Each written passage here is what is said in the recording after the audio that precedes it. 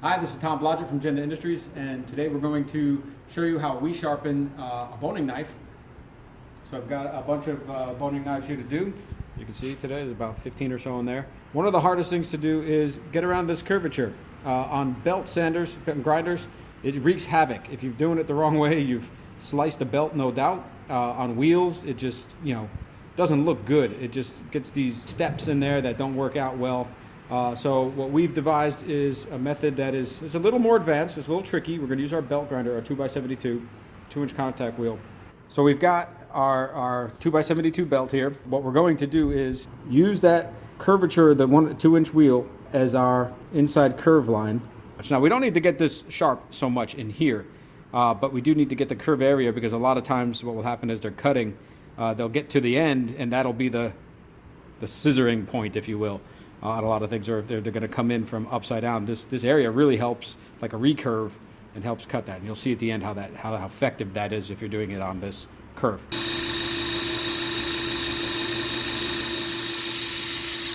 I'm more worried about the curve at this point. Not worried about the bevel. I'm just getting that established, especially in the corner here.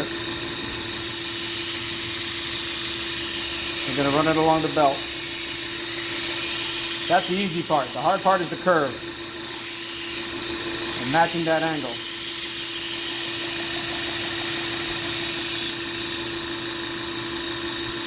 So we're in here a little bit now. You can see we're starting to establish that. We'll come back here and get that later. We're not worried about that. But that's getting well done. So the hard part is just finding your angle. So that bevel is I'm starting to get a burr here, which is what we want. Now I've got to just continue up along the edge. Good, I've got a burr established. Now we're going to come to the other side. When I go to the other side, again, some acrobatics here.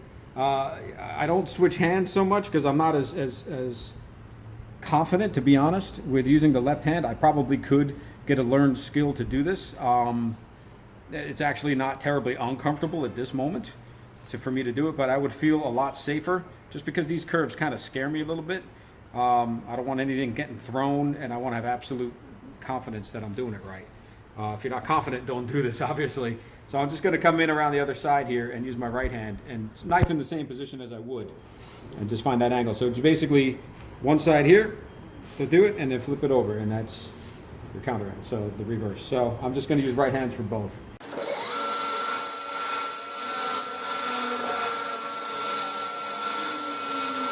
You can see my bevel is really getting nice. I got a nice curvature going here.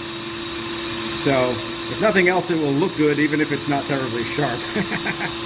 I'm not quite hitting the edge yet, so I'll do a little bit more on the other side. I don't want to overdo one.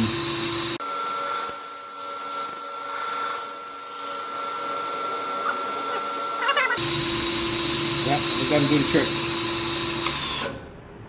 Now we're going to take it over to the stones. Normally what we would have is our larger stone here, a bench stone size. But in this case, I'm going to use the same stone. It's a cutoff, and we've rounded, give it a dome shape to it, and that allows us to get into the recurves.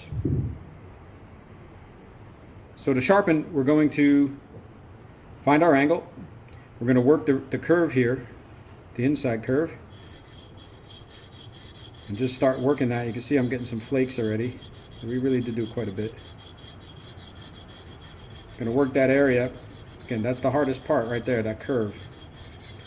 Then work across the rest of the blade as if I were really just using a sharpening steel. And you can see a lot of the debris already coming off. So that's a good sign. You can go singular, you can go forward and backwards. The idea is just to get the whole blade consistently without putting too much pressure. And don't cut the stone up to shreds.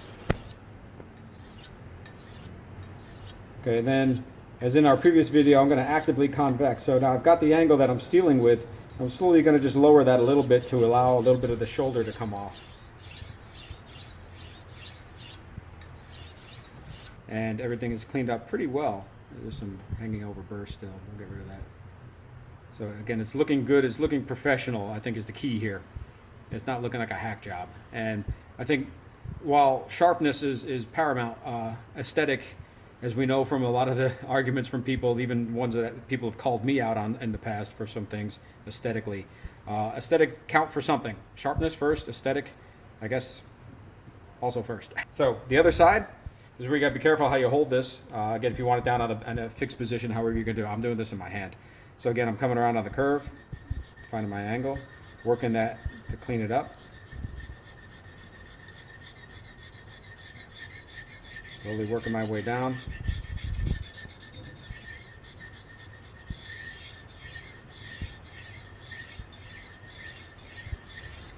That tip, you got to get the tip too.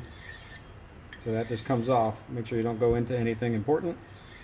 Again, this is not the beginner method here. This is definitely more advanced. You have control. You've already cut yourself a few times. You know what to do in a case of emergencies. Okay, so I lowered my angle again to take off some of that shoulder. Okay, I'm going to come back and just use it like a steel at this point.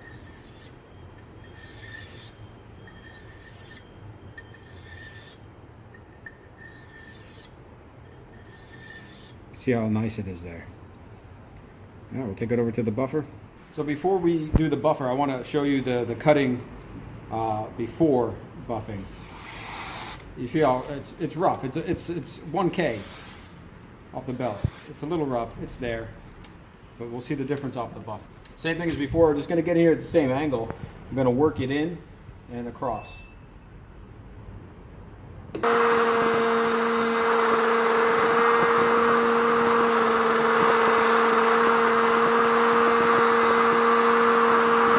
The cut test.